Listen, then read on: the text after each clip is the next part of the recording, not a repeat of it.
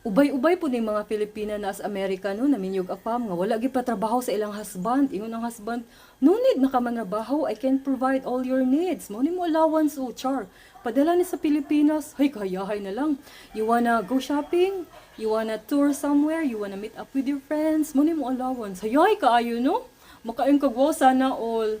Gamay rin na sila na surtian ba? Makaayong jud ka, ay, inasa na ako ang life. Pero dili pud tanan wala na trabaho, wala gyud pa trabaho sa ilang husband. Ingon ana ang kahimtang naapoy ubano nga gina-control, gina-manipulate sa ilang afam ayo pa trabaho. Kay mahadlok nga magkaroon kag career, maka-build up ka sa imuhang panudlanan, biyaan nimo siya. Basig dito sa trabahoan makakita kag mas higit, nya ma-realize din nimo. Sus ang ako ang naasawa kay ingon ana nya naman dai diri sa kuan. Nya narabay divorce ngadto, dali ra mag-divorce, di ba? So gimanipulate, wala gid pa trabaho, way ayo nga afam. Naapoy uban afam nga kanang naay bisyo ba? Unsa ka na iya bisyo no? Babae ba ka o na siya illegal ba? Nga ginabuhat. Ayog pa trabaho, diri ara ka sa balay. Ang ako lang kinahanglan, support lang ka sa akong illegal na mga gawain. O, bigyan kita ng allowance, di ba? Naimo na mga inana. Naapoy wala gipatrabaho kay naa daytoy siya anak ang imuhang afam sa previous marriage, ikaw gihimong yaya, ikaw gihimong maid taghatid sundo sa school. Na luoy kaayo ka giasawa ra ka kay para mahimong personal maid dito ano, tagapag-alaga sa iyang mga anak. Way puangod na afam.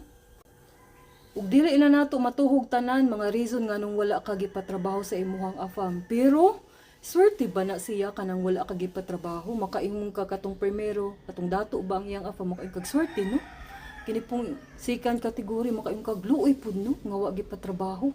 Kay importante gayud guys ang future. What if maana ang imuhang afam? Ang pagtuon nimo iko ang beneficiary ba unya di ay labi nag ang afam gani na yung mga anak sa previous marriage unya muhabol sa ilang karapatan. Di ba lisod kaayo? Nay ako ang friend diha sa Amerika. Nag-share siya sa ako kay nalagi siya friend pud nga Filipina nga mayong kahimtang wala gyud pa trabaho unya. Ang kaparat kay nang hinambog siya sa ilaha nga yun ana ang iyahang kahayahay nga kuan. Iyahang life ba wa siya gyud pa trabaho. Provided ang tanan. Ug sa dihang pagkaana sa afam, ana dili man di siya ang beneficiary. Kadto man di ang previous family. Yan, magmatter po no kung unsa nakadugayon ang inyong marriage. Bago pagay ka namin yung sa afam, murag di ka makaklaim ba sa kuan. Labi na ka ng wise ang previous wife ato, mo claim sa benefit sa iyang mga gipang put up. No?